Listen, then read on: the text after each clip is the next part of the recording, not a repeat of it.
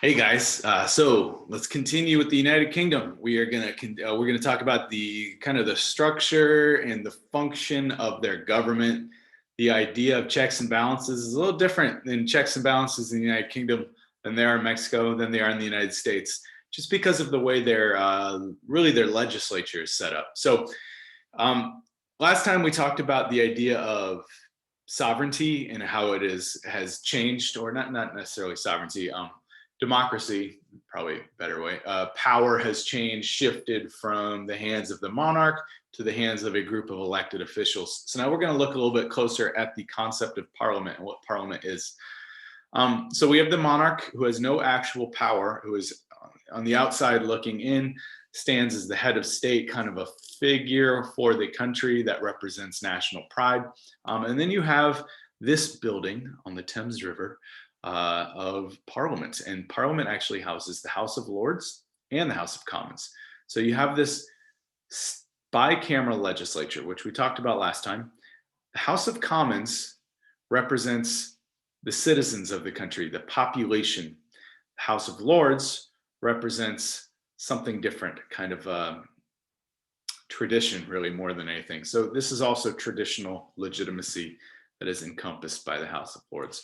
Now, in Mexico, if you're going to compare and contrast Mexico and the United Kingdom, both have bicameral legislatures, but their legislatures represent different things.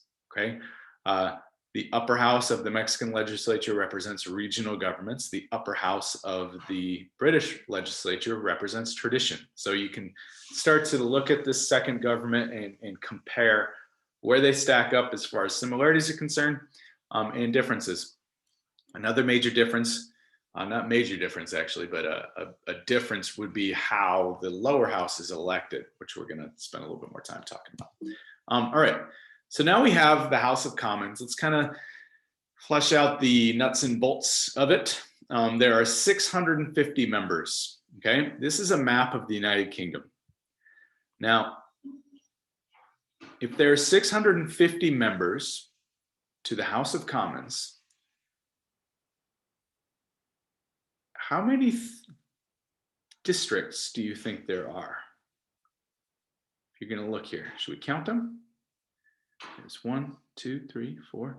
I know the answer. The answer is 650, because each district sends a single member, thus single member district, to the capital, to Parliament. Okay, and then those people make up the House of Commons. All right, we're going to talk about how they're elected later. Now let's just quickly talk about where these districts come from. They are supposed to be based on population, but there's also a component of geography. So some of these, like this one, I think it's, I don't know where that is. The highest population density in a district is about 100,000 and the lowest is 50,000. So that's quite a bit different actually. If you're going to look at the percentage of representation, because you have very unique geographic boundaries. But then you also look down here at London, and there's quite a few districts clustered in this very urban area. So that's kind of how they try to draw the districts.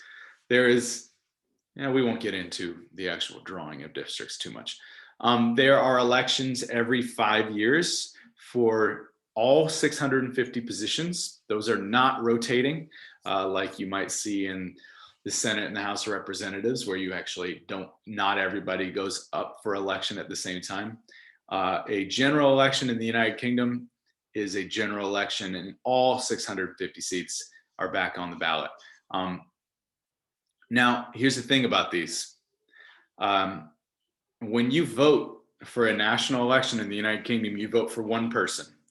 If you live in this district here or this district, any of these 650 districts, you vote for a member of parliament, an MP, to represent your district, a single member district. A single member represents the entire district. Now, all they have to do is get the most votes which we're going to come back to here in a second. And then they get to represent the entire district. So if you have 5 people running for office and you only get one, you can win the most votes with what, 21% of the vote. And then that works and you get to represent the entire district, right? And so then after 650 people have met, those members of parliament, they vote on who the prime minister should be. So the actual executive is chosen by the legislature. Okay, I'm going to say that again. That's an important distinction. The executive, the head of government in the United Kingdom, is chosen by the legislature, where in a presidential system, the executive is chosen by the electorate or the people. Okay, we would have a much different looking system in the United States if the president were chosen by the legislature rather than the pop or the electoral college, that kind of piece there. So now what happens is, in order for a single party to choose the prime minister, they have to have a majority of the seats, these 650 seats. So that means you have to have the magic number there is 326. And if you have 326, if your party wins 326 districts, then you get to choose who the prime minister is going to be. If you don't, then you have to make a coalition with another party in order to push you over the edge. Okay, and so that has happened. Actually, that has happened, I think, two times in the last like 15 years, is where a party actually got the most seats in Parliament in the House of Commons, but not a majority of seats. And that happens in other European countries quite frequently, and we'll talk about why that is when we talk about voting. Okay. All right.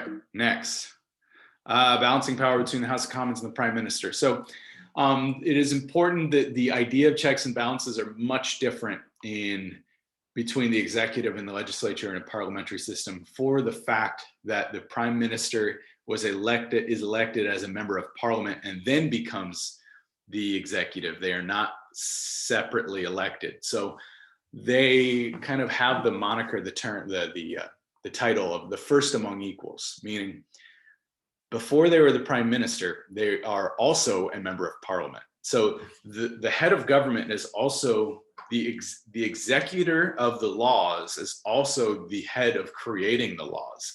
So they don't necessarily have the power to veto, because they don't need the power to veto, because they are already the head of the majority of people who make the laws. So they wouldn't introduce a possible law being passed if they were just going to then turn around and veto it. Okay. One of the major checks that they have over, and this would be actually not over, it's not really even considered a check. It is considered a balance of power over minority party, is they can always call for early elections. So in this slide, we talked about how every 5 years at a minimum, right? The minimum part is that a prime minister can say, hey, if I'm really popular right now, and I might not be popular in 2 years, I'm going to call for early elections now. And so I can get a larger majority in the House of Commons and have more like political capital, more political power to get through the policies I want to create. Okay. And so that is a major power that the prime minister has, is they can call for early elections. Another piece is if the party in power starts to have a rift with the person that they chose to be leader. Okay. And that has also happened in the last 15 years. And we'll talk about that. It's happened actually in the last 20 years, a couple times. And then the party in power can basically remove the prime minister by having something called a vote of no confidence. And a vote of no confidence, it would be the majority party no longer wants the prime minister to be the leader of that majority party. So they vote him out. And so if all of the House of Commons, again, 326 members, vote to remove the prime minister then steps down, new elections take place, and then the party in power will appoint a new leader at that point. Okay. All right. Now we're going to talk about the idea of how the voting in the United Kingdom benefits this two-party system. Okay. So we're going to look at a map here in a second, but before we look at this map, I want to show, yeah, there you go. I want to show you what the two major parties are. The two major parties in the UK are the Conservative and the Labour Party. The Labour Party is a more liberal type of party, kind of rooted in like labor unions, labor policies. Notice they spell it with a U. It's very British. And the Conservative Party, you guessed it, they're typically a little bit more conservative. They actually want to hang on to, like, some fundamental differences might be that they want to hang on to, like, the House of Lords a little bit more than the Labour Party. They want to hang on to these kind of traditions in the United Kingdom a little bit more than the Labour Party. A major kind of sticking issue between these parties has been the idea of the European Union and Brexit. Okay, so these would be considered big tent parties, meaning they do not speak to regional interests of any one district.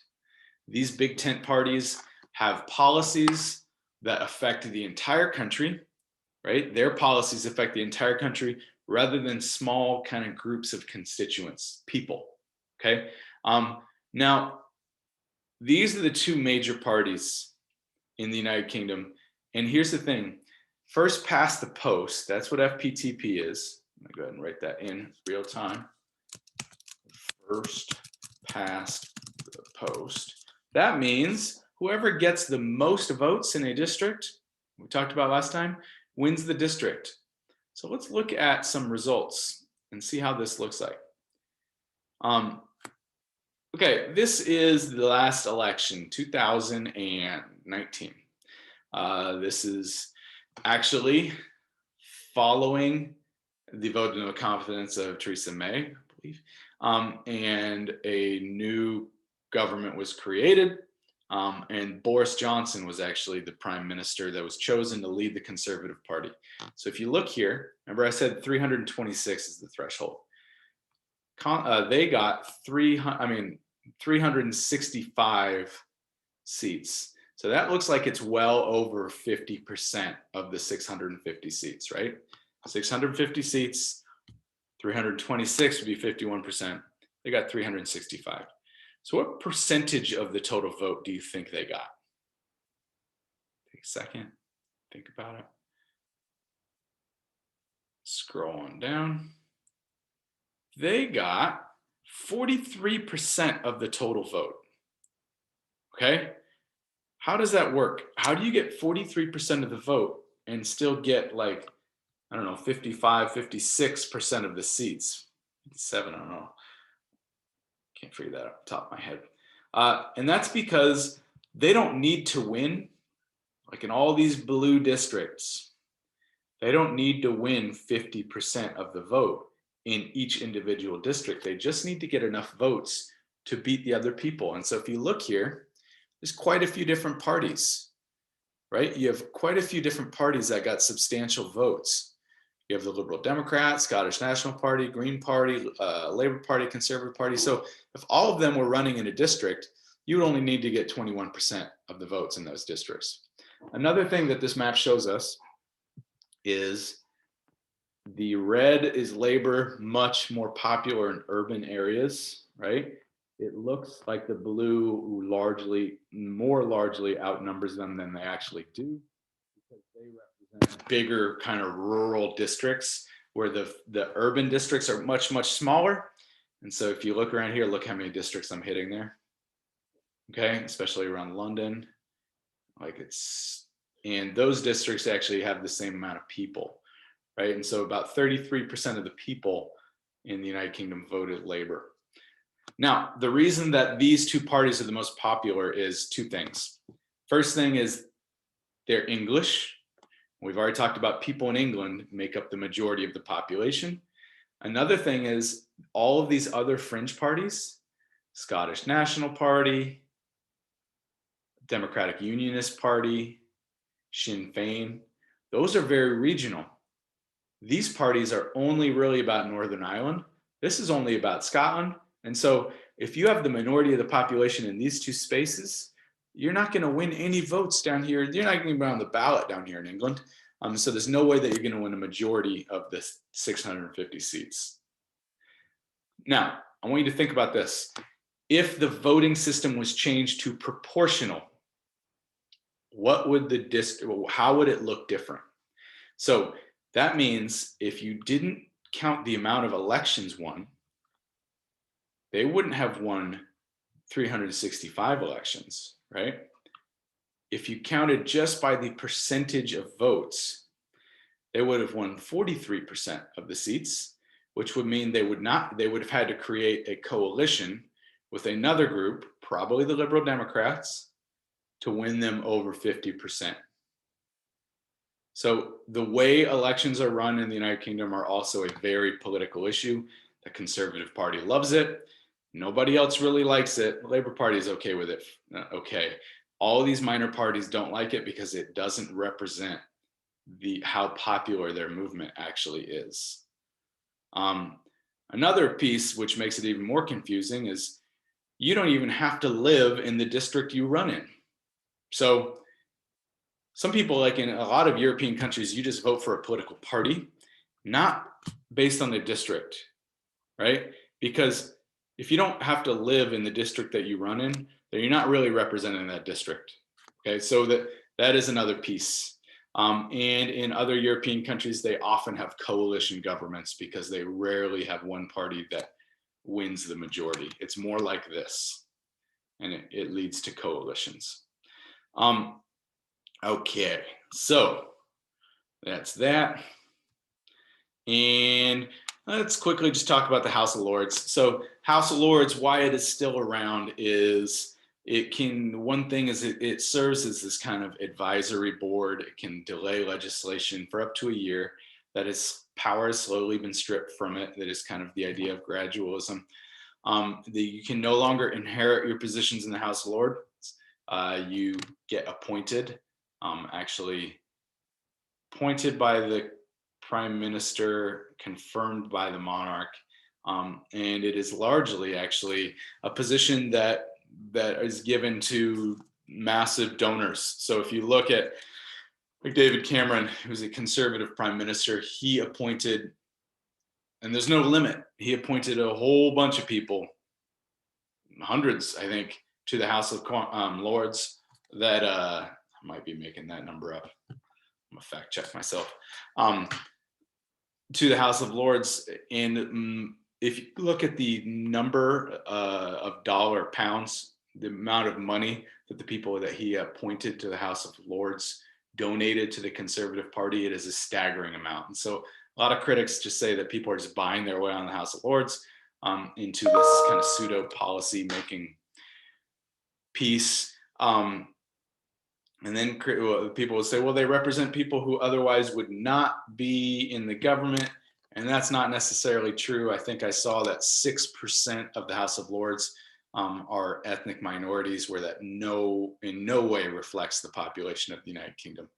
I don't know the percentage that are ethnic minorities in the UK, but it is much higher than 6%.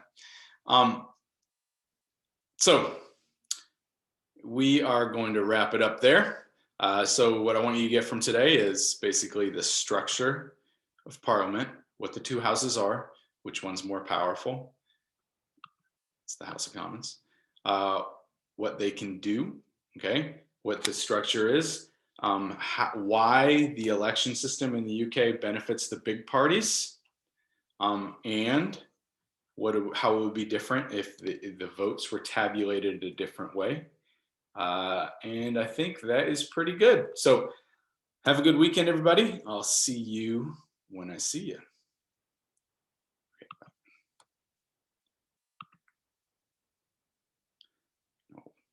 Stop recording.